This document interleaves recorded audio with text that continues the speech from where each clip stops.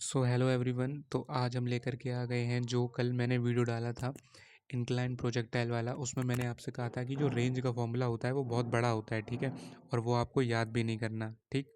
तो फिर जो रेंज से रिलेटेड सवाल आएंगे इंक्लाइन प्रोजेक्टाइल में उन्हें आप कैसे सॉल्व कर पाओगे, ठीक है। तो मैंने कहा था कि अगला वीडियो लाऊंगा क्वेश्चन पर कि कैसे आप रेंज के सवाल इंक्लाइन प्रोजेक्टाइल में ईजिली सॉल्व कर सकते हो, not with the help of formula but only with the help of concept, ठीक है। फॉर्मूला उसमें आपको लर्न नहीं करना था रेंज का, हालांकि मैंने लिखा था बट आपको इतना बड़ा फॉर्मूला लर्न नहीं करना था, ठीक है। तो अब देख लेते हैं कि कैसे हम रेंज के सवाल इंक्लाइन प्रोजेक्टाइल में सॉल्व कर सकते हैं। ध्यान से आप इसमें एक चीज़ देखो, यहाँ पर मैं जो सवाल लाया हूँ इसमें देखो क्या है। पहले तो इसमें जो डायग्राम बना हुआ है उसे आप ध्यान से देखो। यहाँ पर हमने एक बॉल है, उसे 2 मीटर पर सेकेंड के साथ में प्रोजेक्ट किया। जो एंगल ऑफ इंक्लाइन है वो 30 डिग्री है और इंक्लाइन के साथ में बॉल कितने डिग्री पर इंक्लाइन है, 15 डिग्री पर, ठीक है। तो ये सारे ही बॉल का इंक्लिनेशन इंक्लाइन के साथ में और इंक्लाइन का एंगल, ये सारी चीज़ें, ये दोनों ही एंगल जो हैं ये मैंने प्रीवियस वीडियो में डिस्कस करे थे कि क्या क्या होते हैं। अगर आप अच्छे से समझना चाहो तो पहले वो वीडियो देख कर आओ, या फिर अगर आपको चीज़ें पता हैं ऑलरेडी तो ज़रूरी नहीं है वो वीडियो देखना, आप खुद से भी चीज़ें पढ़ करके इस वीडियो को डायरेक्ट देख सकते हो, ठीक है। तो इस तरह से इसमें ये सब चीज़ें आपको गिवन है। हमें यहाँ पर तीन चीज़ें निकालनी है। बेसिकली फोकस तो हमें रेंज पे करना है, क्योंकि आप जानते हो टाइम ऑफ फ्लाइट और मैक्सिमम हाइट का फॉर्मूला है, डायरेक्ट फॉर्मूले में वैल्यूज़ पुट करेंगे आंसर आ जाएगा। लेकिन जो मेन चीज़ इसमें सिखाने वाला हूँ मैं वो रेंज सिखाने वाला हूँ। रेंज निकालने के मैं इसमें 3 मेथड बताऊँगा। जो मेथड आपको अच्छा लगे, सिंपल लगे आपके हिसाब से, वो आप अडॉप्ट कर सकते हो। तो आओ सबसे पहले टाइम ऑफ फ्लाइट की बात कर लेते हैं। तो देखो, उस वीडियो में मैंने आपको बताया कि जो भी चीज़ें हम देखते हैं वो इंक्लाइन पे खड़े हुए ऑब्जर्वर के रेस्पेक्ट में देखते हैं, यानी time of flight, maximum height और इवन रेंज का भी फॉर्मूला। और जो मैंने बताया था पिछले वीडियो में, वो सारे के सारे फार्मूलाज इन जो ऑब्जर्वर इंक्लाइन पे खड़ा हुआ है उसके रेस्पेक्ट में थे।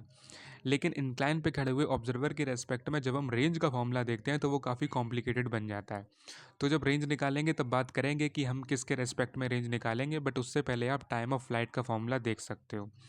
तो देखो, सबसे पहले जैसे अगर हम हमें मान लो टाइम ऑफ फ्लाइट निकालना है, तो सबसे पहले तो यहाँ पर हम क्या करेंगे, जो चीज़ें हमें गिवन है डायग्राम के थ्रू वो लिख लेंगे, और जो कुछ निकालने वाली चीज़ें हैं वो, जैसे यू स्पीड से हमने इसको प्रोजेक्ट किया जो कि 2 मीटर पर सेकेंड है। तो सबसे पहले जो एक्स डायरेक्शन में इसकी वेलोसिटी है दैट इज़ यू एक्स, वो निकाल के देखते हैं। तो यू एक्स कितना हो जाएगा, 2 cos 15, और इसका हॉरिजॉन्टल कंपोनेंट, और वर्टिकल कंपोनेंट 2 sin 15। इतना तो अभी तक सीख ही गए होगे। उसके बाद एक्सलरेशन की बात करें तो एक्स डायरेक्शन का एक्सलरेशन होगा -g sin 30, और वाई डायरेक्शन का एक्सलरेशन होगा -g cos 30। ये कहाँ से आया, तो मैं फिर से कह रहा हूँ पिछला वीडियो आपको देख के आना चाहिए। नहीं देखे हो तो थोड़ी बहुत चीज़ें आपको इंक्लाइन के बारे में पता होनी चाहिए, तभी आपको ये चीज़ समझ में आएगी, ठीक है। तो ये सब चीज़ें हमारी एक तरह से गिवन थी, वो हमने यहाँ लिख ली। अब जैसे हमें टाइम ऑफ फ्लाइट निकालना है तो इंक्लाइन में टाइम ऑफ फ्लाइट का फॉर्मूला होता है, ये यहाँ पे फॉर्मूला लिखा हुआ है। ये होता है t=2u sin θ/g cos α। यहाँ पे आपको वैल्यूज़ डालनी है और आपके पास टाइम निकल के आ जाएगा। अब देखो, वैल्यूज़ आप खुद डाल सकते हो। वैल्यू डाल करके आंसर निकालना हमारा उद्देश्य नहीं है, हमारा उद्देश्य है कॉन्सेप्ट को समझना, और यही उद्देश्य आपका भी होना चाहिए, ठीक है। अब जैसे 4 sin 15/g cos 30 लिखा हुआ है, ठीक है, तो वैल्यूज़ डालोगे आपको आपका आंसर मिल जाएगा। अब वैल्यूज़ डालना ये सब तो सिंपल सी चीज़ है, जो भी वैल्यू है वो लिख देना, फिर कैलकुलेट कर लेना। मेन चीज़ है कॉन्सेप्ट, कॉन्सेप्ट समझना इंपॉर्टेंट है। अब हम बात करते हैं मैक्सिमम हाइट की। तो मैक्सिमम हाइट का फॉर्मूला होता है इंक्लाइन में u² sin² θ/2g cos α। तो इसमें भी आप वैल्यूज़ डालोगे और वैल्यूज़ डाल के आपका आंसर आ जाएगा। मैंने वैल्यूज़ नहीं डाली हैं, बस मैंने डायरेक्ट यहाँ पे फॉर्मूले में वैल्यूज़ पुट करके आपको दिखाया है, ठीक है। जो मैं कह रहा हूँ कॉन्सेप्ट सीखना उद्देश्य है, पूरा आंसर निकालना ये चीज़ नहीं उद्देश्य है। कॉन्सेप्ट सीखना ही हमारा मेन एम है, ठीक है। तो ये दोनों चीज़ें टाइम ऑफ फ्लाइट और मैक्सिमम हाइट आराम से निकल आई, मैंने जैसा आपको बताया, केवल आपको फॉर्मूला में वैल्यू पुट करनी थी, ठीक है। अब बात करते हैं रेंज की। तो देखो यार, रेंज में क्या होता है, रेंज हमारा हॉरिजॉन्टल डिस्टेंस होता है। प्रोजेक्टाइल में भी हमने ये बात पढ़ी थी और इंक्लाइन प्रोजेक्टाइल में भी यही बात है। लेकिन ध्यान से देखो, इंक्लाइन प्रोजेक्टाइल में जो रेंज होती है वो ये होती है, डायग्राम देखो ध्यान से, ये रेंज भी इंक्लाइन रेंज होती है, ठीक है। उसमें हॉरिजॉन्टल डिस्टेंस बिल्कुल ऐसा होता था प्रोजेक्टाइल में, लेकिन इसमें ये जो इंक्लाइन प्रोजेक्टाइल में जो रेंज है वो भी एक ऐसे देखो, ये इंक्लाइन रेंज है, ठीक है। इंक्लाइन रेंज है, ठीक है। अब सुनो बात को ध्यान से। अब हमें रेंज निकालने के मैं आपको कितने मेथड बताऊंगा, 3 मेथड बताऊंगा, ठीक है। तीनों मेथड आपको ध्यान से सुनने, जो आपको अच्छा लगे उस मेथड को आप समझ लेना, उसी से सवाल करना, ठीक है।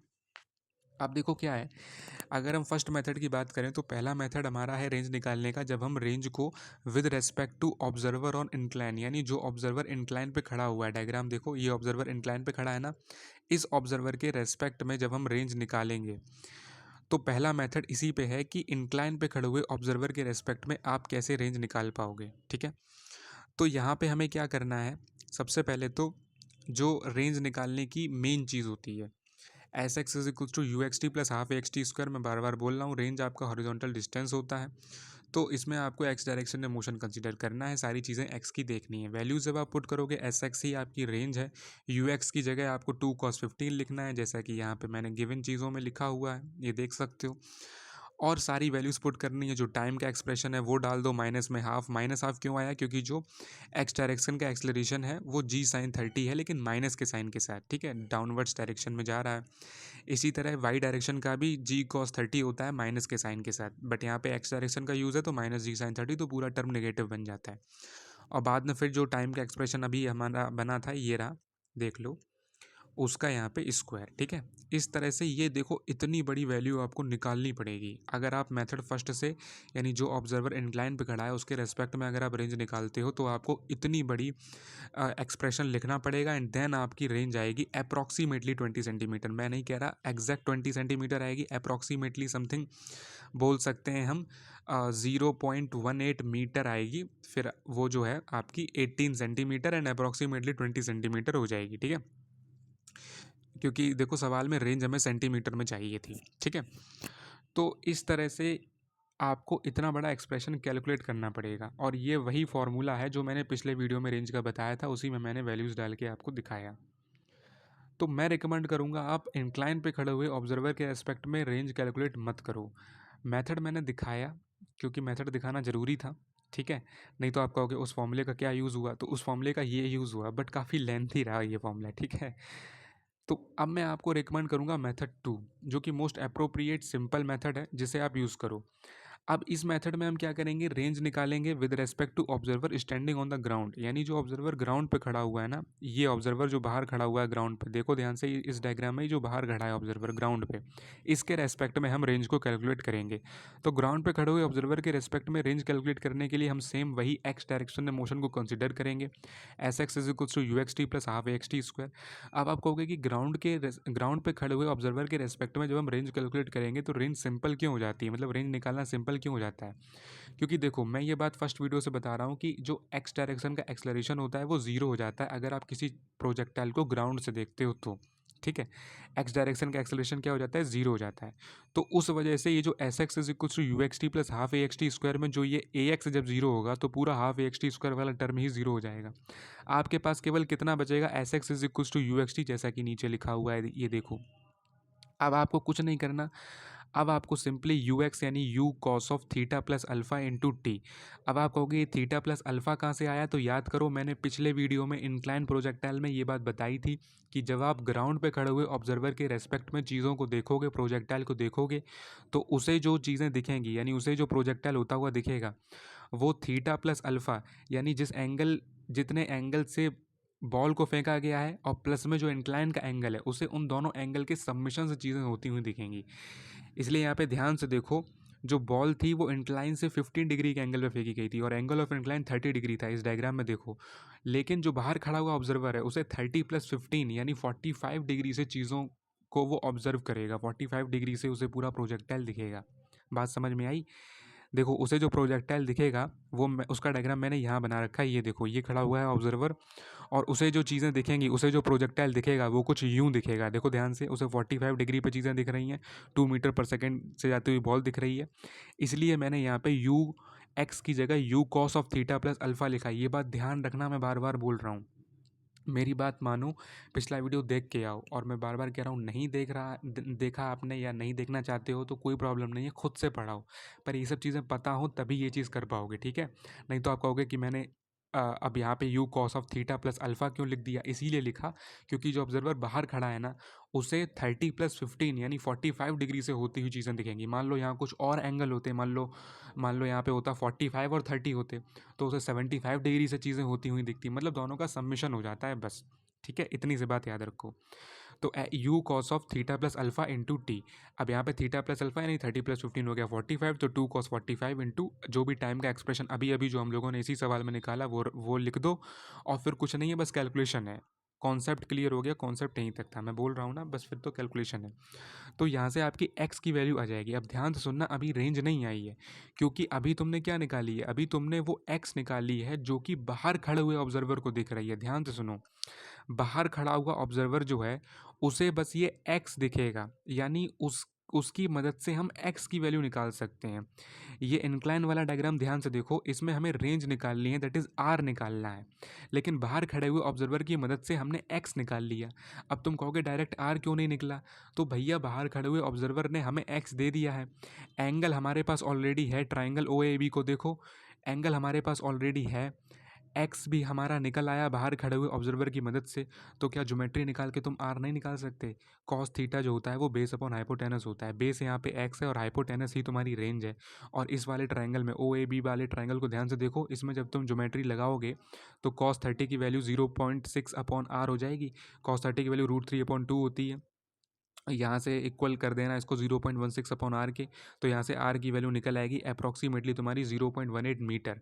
और जब तुम मतलब अप्रॉक्सीमेटली नहीं, मतलब बराबर निकलेगी 0.18 के, और अप्रॉक्सीमेटली होगी 0.2 मीटर के। तो 0.2 मीटर को जब तुम सेंटीमीटर में कन्वर्ट करोगे तो 20 सेंटीमीटर तुम्हारा इससे भी आंसर आ रहा है, जैसा कि तुम देख पा रहे हो। ठीक है, देखो ये जो एक्स निकला है ना बाहर खड़े हुए ऑब्जर्वर की मदद से, ये वो है जो कि बाहर खड़े हुए ऑब्जर्वर को दिखेगी। देखो, बाहर खड़े हुए ऑब्जर्वर को डायरेक्टली इंक्लाइन रेंज नहीं दिखेगी, उसे तो वो चीज़ दिखेगी जो प्रोजेक्टाइल दिखता था, जो पहला वीडियो मैंने बनाया था, ठीक है ना। उसे तो बाहर खड़ा हुआ जो ऑब्जर्वर है, ध्यान से सुनो, उसे प्रोजेक्टाइल दिखेगा पूरा पूरा, हॉरिजॉन्टल प्रोजेक्टाइल। ये एक्स देखो हॉरिजॉन्टल डिस्टेंस है एक तरीके का। बाहर खड़ा हुआ ऑब्जर्वर कभी भी इंक्लाइन प्रोजेक्टाइल की रेंज नहीं देख सकता, उसे केवल हॉरिजॉन्टल डिस्टेंस दिखेगा। लेकिन उस हॉरिजॉन्टल डिस्टेंस की मदद से हम ज्योमेट्री लगा के आर निकाल सकते हैं। तो इतनी सी चीज़ याद रखना, बाहर खड़ा हुआ ऑब्जर्वर सवाल को सिंपल कर देता है। ठीक है, लेंदी कम करेगा ज़्यादा ये विषय नहीं है, लेकिन सिंपल कर देता है, कैलकुलेशन सिंपल कर देता है बाहर खड़े हुए ऑब्जर्वर। ठीक है, अगर उसके रेस्पेक्ट में आप चीज़ों को सॉल्व करोगे तो। और उसे क्या दिखेगा, उसे आर नहीं दिखेगी जो तुम्हें निकालनी है, उसे एक्स दिखेगी। ठीक है, और जैसे ही एक्स मिल जाए, ठीक है, उसके बाद ट्राइंगल में तुम्हारा एंगल गिवन होगा, कॉस 30 लगाना बेस अपॉन हाइपोटेनस, वहाँ से तुम आराम से रेंज निकाल सकते हो भाई, कोई दिक्कत नहीं है। 2-3 बार ऐसे सवाल प्रैक्टिस करोगे ना, आराम से कर लोगे।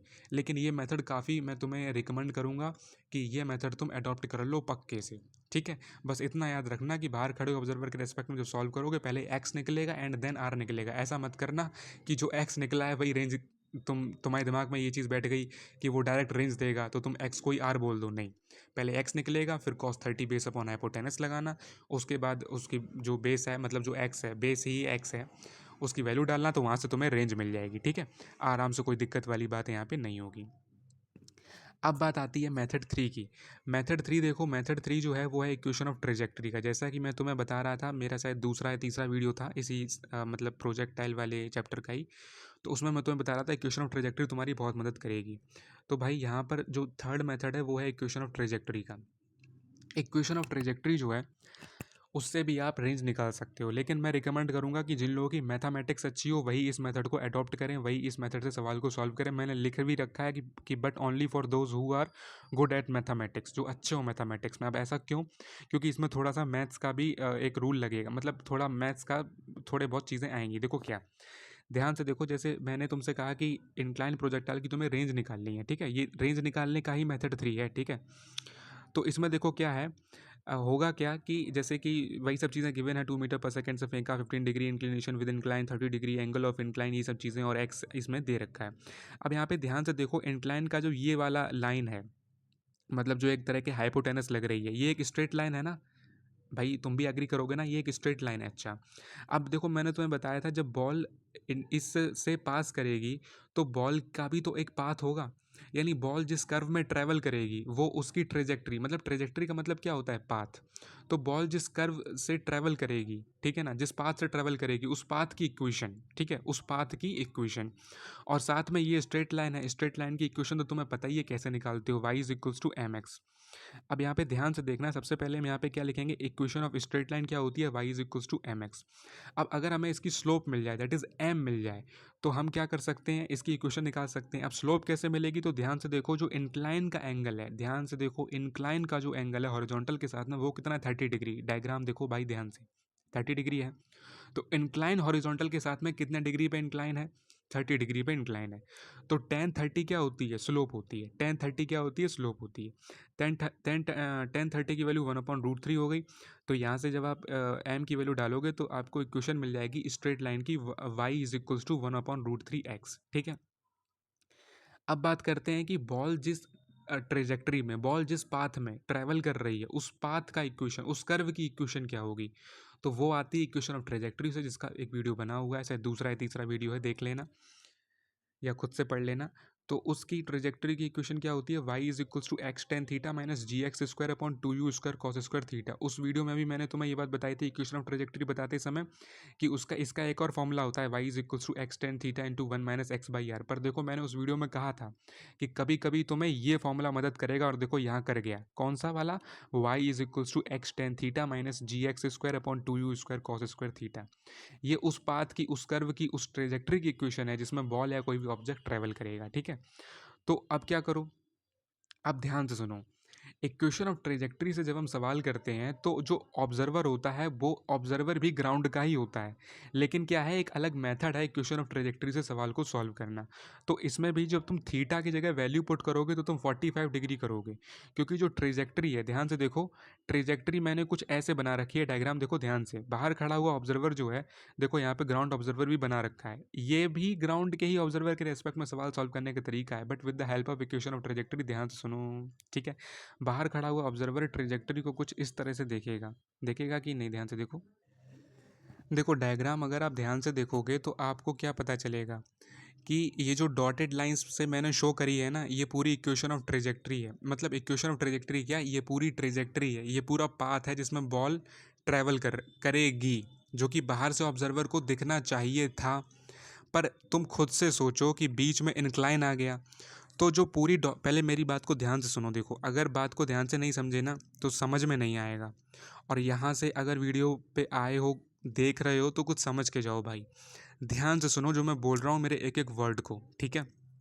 देखो जो मैंने डायग्राम में डॉटेड लाइंस बना रखी हैं, पूरी पूरी डॉटेड लाइंस देखो, ठीक है, ये ट्रेजेक्ट्री है, यानी ये पाथ है, या फिर समझ लो ये कर्व है, कुछ भी नाम है, एक ही चीज़ के तीन नाम है, ठीक है। ये क्या है, ये वो ट्रेजेक्ट्री है, ये पाथ है, ये कर्व है जिसमें बॉल जो है वो ट्रेवल कर रही है, ठीक है। ऐसा बाहर खड़े हुए ऑब्जर्वर को दिखना चाहिए था अगर बीच में इंक्लाइन ना होता तो, लेकिन बीच में आ गया इंक्लाइन, तो बॉल क्या करेगी, पूरी ट्रेजेक्ट्री नहीं बनाएगी जो बननी चाहिए थी। बॉल क्या करेगी, इंक्लाइन के टॉप से टकरा जाएगी, ठीक है, या समझ लो इंक्लाइन से टकरा जाएगी किसी भी पॉइंट पे, हो सकता हो टॉप से टकराए, हो सकता हो टॉप से थोड़े नीचे पे टकराए, इंक्लाइन के टॉप से थोड़ा नीचे टकराए, हो सकता हो ऊपर टकराए, थोड़ा फील लो यार, ठीक है, थोड़ा फील तुम्हें भी लेना पड़ेगा, यही नहीं सारा हम दे दें, ठीक है। तो जब इंक्लाइन आ गया बीच में, तो जो बॉल है ना, वो क्या करेगी, इंक्लाइन से टकरा जाएगी और पूरी ट्रेजेक्ट्री इस तरह से नहीं बना पाएगी। बात समझ में आई। अब ध्यान से सुनो, बॉल इंक्लाइन से टकरा गई, यानी कि बॉल जिस कर्व में ट्रेवल कर रही थी उस कर्व की इक्वेशन, ध्यान से सुनो, और इंक्लाइन से जिस जगह पे टकराई वो जगह क्या है, एक स्ट्रेट लाइन है, अभी बताया ना, ये वाली ये क्या है, ये स्ट्रेट लाइन है। तो तुम ध्यान से इसमें मैथ सोचो कि दो लाइंस आपस में टकरा गई, दो लाइंस आपस में इंटरसेक्ट कर गई, कुछ समझ में आया, बस वही चीज़ है। इसीलिए मैंने स्ट्रेट लाइन की इक्वेशन लिखी, और इसीलिए मैंने उस कर्व की इक्वेशन लिखी जिस कर्व में बॉल ट्रैवल कर रही थी। और उन दोनों इक्वेशंस से हम क्या करेंगे, एक दूसरे के इक्वल उन्हें रख देंगे, y को एलिमिनेट कर देंगे और केवल x फाइंड करेंगे, जैसे हमने मेथड 2 में किया था, ठीक है। बाहर खड़ा हुआ ऑब्जर्वर तुम्हारी मदद कर सकता है x को फाइंड करने में, ठीक है। ये बात हमेशा याद रखना। एक बार एक्स आ गया, फिर ज्योमेट्री निकाल के तुम रेंज निकाल सकते हो, जैसे मैंने मेथड 2 में बताया था। बात समझ में आ गई? इसीलिए हमने स्ट्रेट लाइन की इक्वेशन निकाली, इसीलिए हमने इक्वेशन ऑफ ट्रेजेक्ट्री जो हमारे पास होती है वो लिखी, उसमें 45 डिग्री का एंगल डाला, क्योंकि बाहर खड़ा हुआ ऑब्जर्वर ये सारी चीज़ें देख रहा है, और बाहर खड़ा हुआ ऑब्जर्वर 45 डिग्री से ही देखेगा, दोनों के सबमिशन से देखेगा, जो दो एंगल्स हैं 30 और 15 उनके सबमिशन से। अब बात समझ में आई कि नहीं आई? ध्यान से अच्छे से बात समझ लो, एक बार फिर से पीछे देख लेना, ठीक है? पूरी ट्रेजेक्ट्री बननी चाहिए थी, लेकिन बनेगी नहीं, क्योंकि बीच में इंक्लाइन आ गया, समझ रहे हो ना? और इंक्लाइन से बॉल टकरा जाएगी। तो जिस पाथ में बॉल ट्रेवल करी, ठीक है, उस पाथ की इक्वेशन, मतलब trajectory of equation, equation of trajectory, ठीक है। और जो इंक्लाइन की वो स्ट्रेट लाइन थी, ये वाली जिससे टकराई बॉल, जिस तरफ से टकराई, उस तरफ वाले की, मतलब उस स्ट्रेट लाइन की इक्वेशन, दोनों को आपस में इक्वेट करेंगे, वही चीज़ फिर मैंने लिखी है, वहाँ से अपनी एक्स की वैल्यू आ जाएगी। तो मैंने यहाँ पे क्या किया था, इक्वेशन ऑफ ट्रेजेक्ट्री में जो थीटा है उसको 45 डिग्री डाला था, ये देखो यहाँ पे, ठीक है? थीटा की जगह 45 डिग्री डाल दो, फिर डाल के सॉल्व करना, यार इतना तो कर ही सकते हो। तो तुम्हें सेकेंड इक्वेशन मिल जाएगी, y is equals to x minus 5x square upon 2। अब तुम्हारे पास दो इक्वेशंस हो गई, ठीक है? इन दोनों इक्वेशंस की मदद से तुम्हें क्या करना है, y को एलिमिनेट करना है, क्योंकि तुम्हें तो केवल x चाहिए ना, जैसे मेथड 2 में x निकाला था, वैसे इसमें भी x निकालने की कोशिश करेंगे, तो तुम्हें x चाहिए। तो दोनों इक्वेशन से तुम y को एलिमिनेट करो, y की वैल्यू पुट करके, ठीक है? तो जैसे ही तुम y की वैल्यू पुट करोगे तो तुम्हें यहाँ पे इस तरह से मिलेगा, कुछ कॉमन वगैरह ले लेके, और फिर तो बस मैथ्स लगानी, इसीलिए मैंने कहा कि मैथ्स अच्छी हो वही लोग इस मेथड को अडॉप्ट करें, ठीक है? तो यहाँ से तुम्हें x की वैल्यू आ जाएगी 0.16, ठीक है? बस फिर x की वैल्यू जैसे ही आ गई तुम्हारी, वैसी ज्योमेट्री निकाल के, ज्योमेट्री लगा करके ट्राइंगल में तुम यहाँ से क्या कर सकते हो, रेंज निकाल सकते हो, ठीक है? ये जो मैंने यहाँ पर डायग्राम बना रखा है, ये वाला डायग्राम जो है, ये बाहर खड़े हुए ऑब्जर्वर के रेस्पेक्ट में जो वो देख रहा है ना, मैंने बोला ना वो 45 डिग्री से चीज़ों को देखेगा और उसे एक्स दिखेगा। देखो, बाहर खड़े हुए ऑब्जर्वर के रेस्पेक्ट में तुम एक्स ही निकाल सकते हो, इस बात को गांठ बांध लो, ठीक है? इस बात को अच्छे से समझ लो, ठीक है? तो बाहर खड़े हुए ऑब्जर्वर के रेस्पेक्ट में तुम केवल एक्स निकाल सकते हो, उसके बाद ज्योमेट्री लगा के तुम आर निकाल लोगे, ठीक है? बार बार मैं ये बातें क्यों कह रहा हूँ, याद रखो, पेपर के टाइम पे यही बातें बहुत कंफ्यूज करती हैं ना। तुम एक्स को ही आर समझ लो और डायरेक्ट कर दो, नहीं, एक्स निकालो, फिर ज्योमेट्री निकाल के फिर आर निकलेगा, ठीक है? तो इस तरह से जब एक्स निकल आएगा तो आर निकालने में कोई प्रॉब्लम नहीं है, बस cos theta base upon hypotenuse कर देना, बेस तुम्हारा एक्स है, आर तुम्हारी हाइपोटेनस है, और फिर तुम्हारा आर की वैल्यू आ जाएगी 20 सेंटीमीटर। तो 3 मेथड थे भाई रेंज निकालने के। अब देखो, तीसरा मेथड जो है ना, वो मैं तुम्हें रिकमेंड करूँगा केवल जिनकी मैथ्स अच्छी है वो। वैसे तीसरे मेथड में कुछ है नहीं, केवल मैथ्स है, और थोड़ा अगर तुमने दिमाग में ये चीज़ अपने डाल ली तो सिंपल है, फिर कोई दिक्कत नहीं है। लेकिन मेथड 2 काफ़ी सही है, लेंदी भी थोड़ा कम है और कैलकुलेशन भी इतनी ज़्यादा नहीं होती, तो मेथड 2 रिकमेंड करूँगा, वो आप देख सकते हो, ठीक है? मेथड 2 एक बार फिर से दिखा देते हैं हम, एक बार आपको मेथड 2 जो है वो दिखा देते हैं। ये है मेथड 2, इसकी स्क्रीनशॉट लेना चाहें आप तो ले सकते हैं, ये इसका पूरा सॉल्यूशन है। तो बहुत बहुत धन्यवाद वीडियो देखने के लिए। तो इस तरह से हम रेंज के सवाल सॉल्व करते हैं इंक्लाइन प्रोजेक्टाइल में, ठीक है?